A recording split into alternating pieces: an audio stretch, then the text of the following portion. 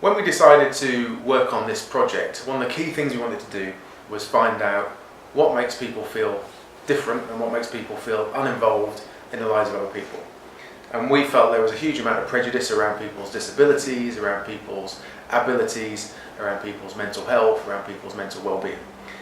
And we wanted to try and bring people together and help people to understand each other a lot better, because one of our big thoughts was that the big difference between a disagreement, which you can have with anybody, and a prejudice actually is simply the dialogue that you have with each other. And if you have a dialogue, then generally it becomes more of a disagreement than a prejudice. Because it's okay to not like somebody because you don't think they're a nice person. It's okay to disagree with someone because they have a view that you don't agree with.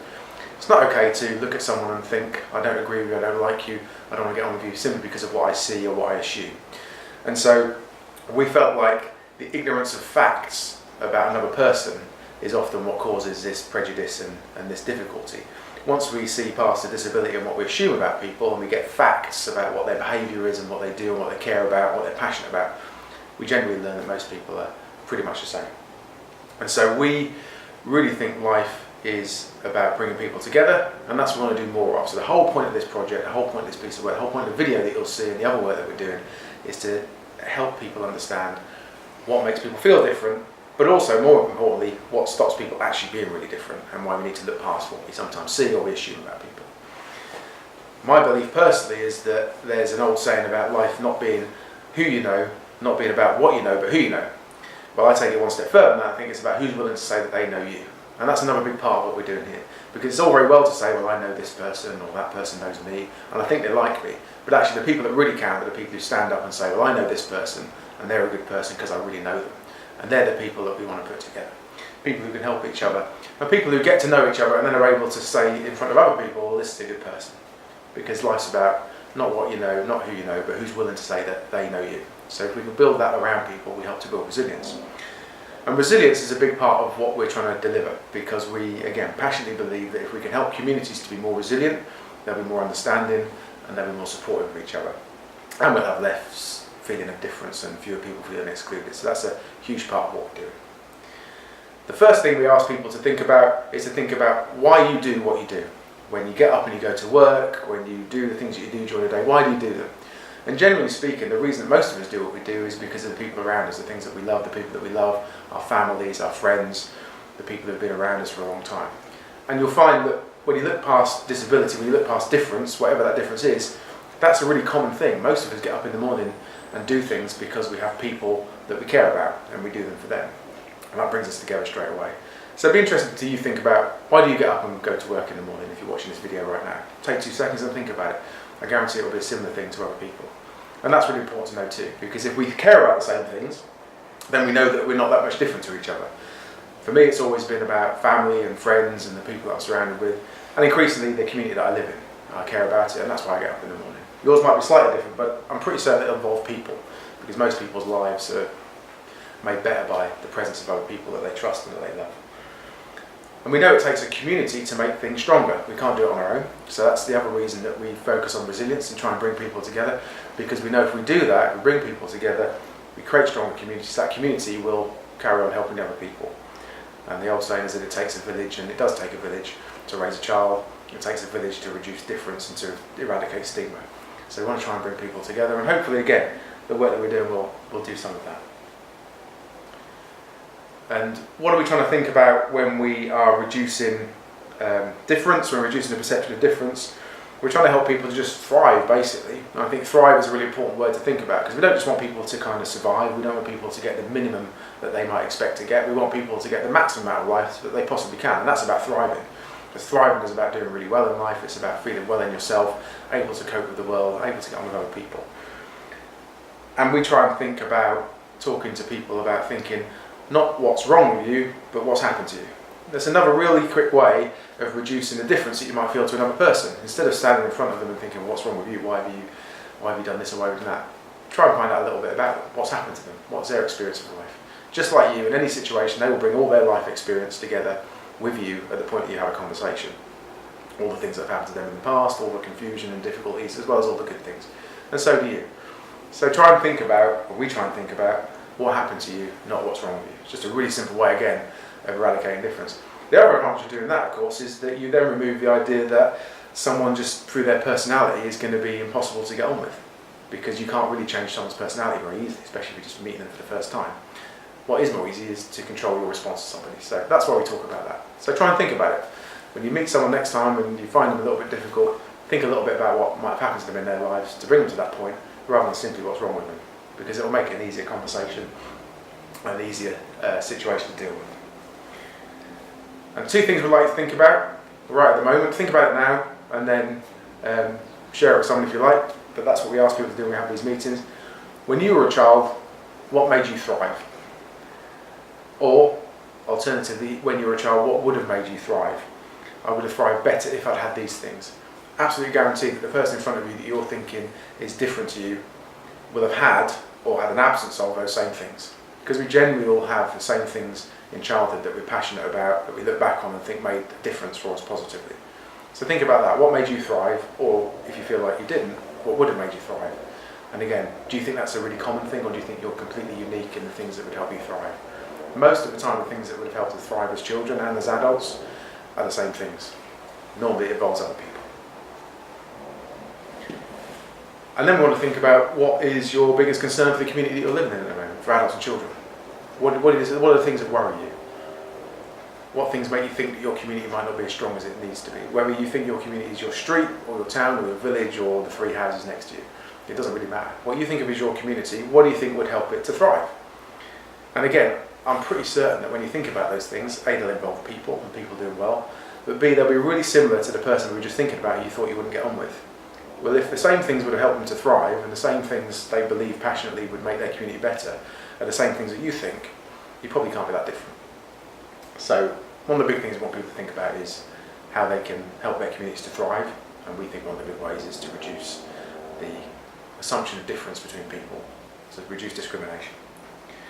I'm going to talk a little bit now about a piece of work that we try and share with people because we think it brings us together a little bit. There was a study in America over a number of years, hundreds of thousands of people, called the ACEs study. Basically taught us that a group of things can happen to us in childhood that affect our development and affect the way that we respond to things when we become adults. You can come to a different talk and find out more about that. But essentially, the things that happen to us, like neglect and abuse and all those kind of things, that happen to most of us in some way, if you have a considerable number of these, then your life chances are dramatically different to somebody who hasn't experienced them. We know that because we've seen those studies. Now we know that this is a thing that's affecting lots and lots of people. And so what we ask people to do is to find out more about that and share it. Because again, if we understand that the common things that happen to us in childhood can make us respond in one way or another, so it might make us respond in an angry way, it might make us respond in a quiet, kind of internal way to things, we're still responding to something that affects us with our flight or fight response. So we want to share that with people. And we know that difference between people and stigma is harming people's lives. People who feel lonely and isolated die more quickly than people who don't. They have fewer prospects in work, they tend to do more poorly in education.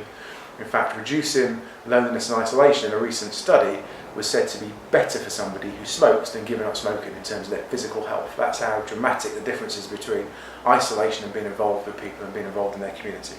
So if we know this stuff is dangerous, and we know that isolation and loneliness are threats, and we know that discrimination is a threat to people's well-being, and what would we do about it? Well, hopefully we'd tell people, and we'd help people to understand we don't want that to happen anymore, and hopefully we'd reach out, and hopefully we'd also understand that that could be us. And so if it could be us and it's somebody else, then hopefully we'd not want it to be them. So that's not the impact that each individual is having on another person, because isolation doesn't just happen because one person decides not to say hello to their neighbour. It does happen because cumulatively we don't say hello to each other enough. We know the power of greeting is really important. So again, part of what we're thinking about with this work is encouraging people to get to know each other and to see past the differences that they might have. There was a situation in the mid-1800s which was about the Broad Street pump, and Dr. John Snow was the coroner, and he was seeing lots of people die of cholera. And initially the idea was that cholera was caused by miasma. Miasma was bad air. Bad air was bad smelling air, and that was causing this cholera. And then when he started to look at the bodies that were coming into his work, he noticed that actually it wasn't the lungs in which the disease was contained, it was the stomach. So it clearly wasn't something in the air, it was something that people were ingesting. He then marked it on a map, and he realised that the Broad Street pump, which is above the Broad Street well, was the cause of a lot of these problems. Because back in 1854, they didn't know that water had to be clean to be drunk, they just knew that they had to have water. And so when you've got dead horses and dead people and human remains and all those kind of things in a well, it's not good for you. If you were Dr. John Snow and you just discovered that this well in the middle of a community was killing people in that community, my question to you would be, what would you do about that? Hopefully your answer would be, I'd first of all tell people, this is killing people, this is causing a problem, let's avoid it. And then I think about ways of making the water clean. And that's kind of where we're at now with this project. We're starting to want people to understand that loneliness, isolation and difference risks people's lives, so let's tell people that for starters. So if the only thing you do from this is to share the videos that we've got with other people, then do that. But also try and get to know other people. And then obviously the next step is to make things better, and that's the next stage, and that's what we want to do. But that's our starting point. We're like Dr. John Snow. We've just discovered that actually what's harming people in our community is isolation and difference and disagreement and not being able to come together. We know that's a problem, so hopefully we'll tell people, hopefully you'll tell people. It's really important that if we're going to repair things and make people feel more part of the community, that we acknowledge the problems of the past and the discrimination that people have felt. So we know that people in communities around this area will have felt discriminated against because of their sex or their race or their religion or their history. If they've got these ACEs that I talked about, their history might be a factor, it might make them feel different. They might be immigrants, they might be refugees, they might just be people who kind of a different skin colour, and they might have a disability, they might live in deprivation, they might live in an isolated area. So we know that historically, particularly in these rural and coastal areas where we have a lot of people that might feel isolated, we know that these are things that have harmed people in the past. So it's really important that we say now that we acknowledge that. So it's really important when we talk to each other, we think about what might have happened to somebody's past. So what's happened to someone, not what's wrong with them, was the message that we started with, and that follows through here. Because if we think about actually, we know that these things have happened, and we ignore them, then we can't repair them. So that's the thing we need to learn from people as well. What made you feel outside of your community? If you watched a video of our friends sharing their thoughts, you'll hear some of it. And you'll hear it in your own communities as well. Once we understand that, we've got to overtly acknowledge that this has caused a problem for people. And the big part of what we want to do from the outcomes of all of these kind of chances to talk to each other is to build resilience. And what is resilience? Is resilience a personal thing? Is it a collective thing? What makes resilience happen? Well, resilience is both a personal thing and a collective thing, because we know that the studies that we've seen show that when people build their own individual resilience up, they'll be more happy and more healthy. But we also know that people who live in communities that have got poor resilience will see their own personal resilience fall if they're in a community where the resilience is low. So we know, again, it's not just about one individual, it's about a group of people working together. How do we improve resilience in communities? Well, the 4 parts of individual resilience are trusting, so people need to trust other adults, or if they're a child, they need to trust at least 2 adults outside their family. Being hopeful, and it's important to know that hope is different to wishing. So hope means that I want my life to be better and I believe that I can, through my actions, make it so. A wish is just thinking, I hope tomorrow's a sunny day. You can't do anything about that. I can manage and plan, so I'm optimistic. So if I've got an idea, I know that I can plan and make it happen. And I want to be part of something bigger, whether that's spiritual, whether that's part of an organisation, whether that's part of a family or a community. Those 4 things make people feel more resilient and give people resilience. And you can understand a lot of those things come from working with other people. So community resilience is really important for us to build. Contextual resilience and supporting people to support each other. We know, for example, in a community where a non-family member adult would intervene if a child living in that community was doing something wrong, but that community is a sign of a community being healthy, people living longer, people being more successful, people earning more money. Because that's just a sign that people trust each other and they support each other. Now, I'm not telling everyone to go out and tell off their neighbours' children today, that's probably not the best thing to do. But what you can start to do is think about, well, if that was my child, why wouldn't I want a neighbour to intervene? I'm not telling you you're wrong, but I think it's right to question that. And why don't we talk to our communities about why we wouldn't want the next door neighbour to help if our child was doing something that they shouldn't be doing?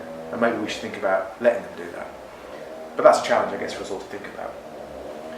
So we know that the individual resilience is built from 4 things, and we know as well that contextual community resilience is important too.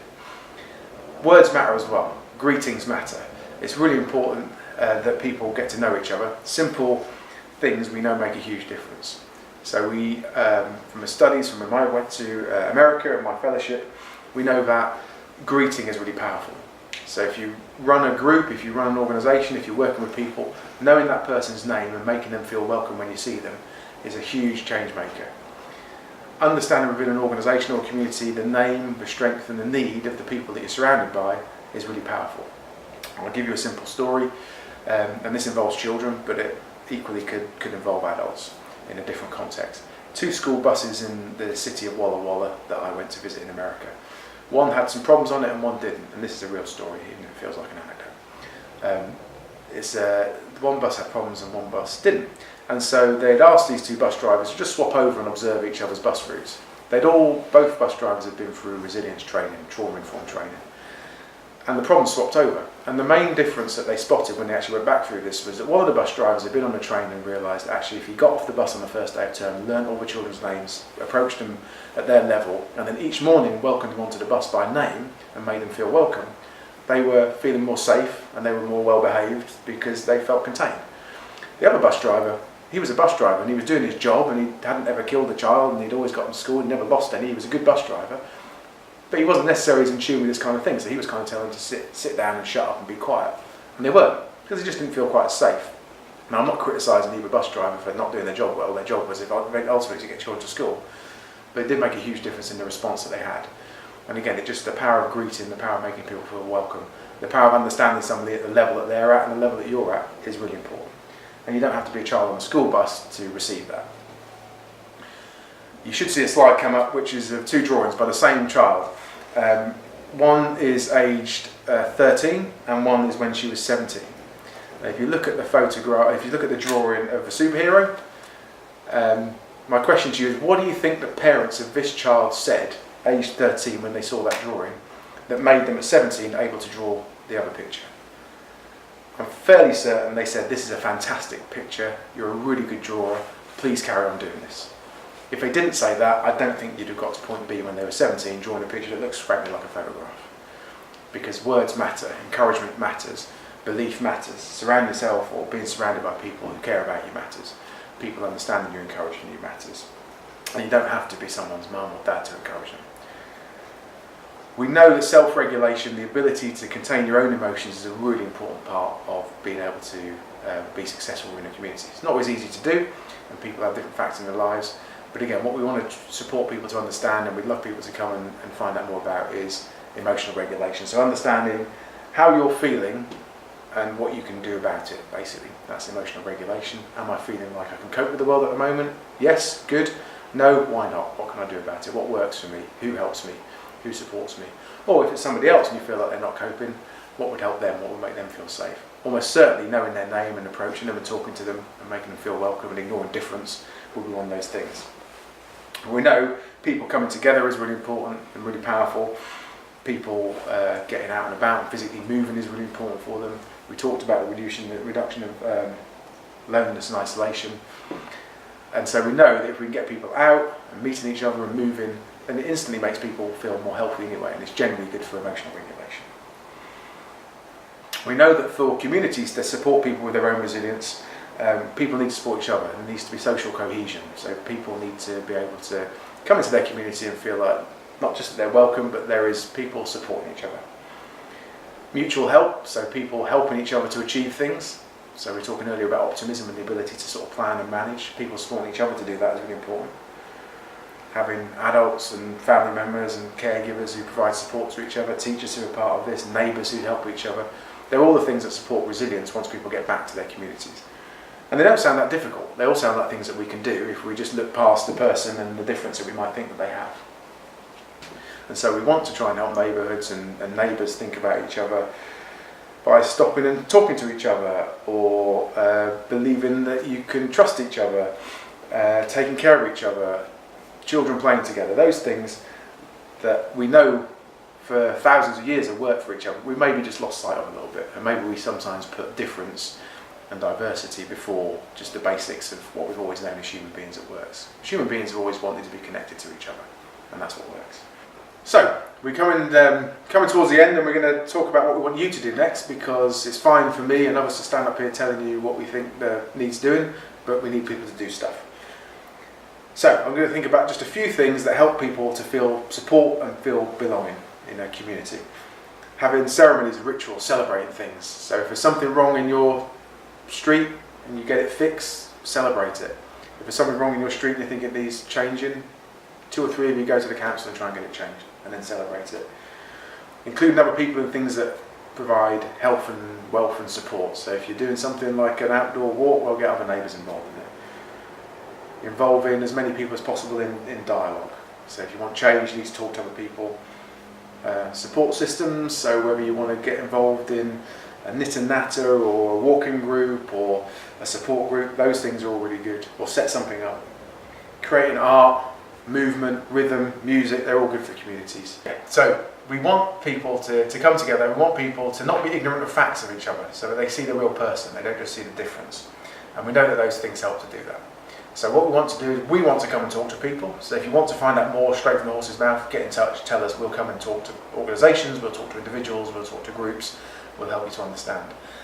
If not, if you want to do it yourself, great, get in touch, let us know what you're doing, share the video, share the website, tell people about it, tell people that we want to reduce stigma, we want to increase the feeling of engagement and resilience and reduce in diversity in our communities. We want to bring people together. So we're happy to do all of that. So the first stage is watch these various videos, read a little bit about it, hopefully agree with us that loneliness and isolation is bad, difference is bad if we let it become prejudice, coming together is good, being collective is good, being a community is good, and then get in touch with us, see if we can help you to do that. If you want to set up a community meeting, that's great. If your business, your organisation wants to do it, that's great. If you want to do it as a group that already meets, that's great, get in touch with us. If you just want to share the videos yourself, that's fine, do that. We want it to be shared widely. But mainly, let's try and find ways to come together. If we can be the conduit to that, then tell us and we'll come along and do it. If you can do it yourself, if you want some advice, let us know, we'll give you advice. If you're happy to just crack on with it and you think you understand, that's brilliant, do it. But we'd love to hear about what you're doing. Because the other thing we'd like to do is hear from people who are experiencing difference and experiencing challenges and maybe feel like they're not involved as well as they could be. But we also want to hear, most importantly, from people who are reducing that, people who are making things work. Because we can share that. So if we can share things that are really working, that's the best thing we can do, because we always want to hear the lived experience of people who are finding challenge, people who are finding success, and we want to celebrate the things that work and find more of them and do more of them. So I guess that's pretty much it. There's no point listening to me for too long when you could be out in your community making a difference, so go and do that. But in the short term, remember those 4 things that make people's lives better. Trust in other people, feeling hopeful, feeling optimistic, feeling that they can change their lives through their own planning, and then being part of something bigger. And then create something bigger and help us change our communities.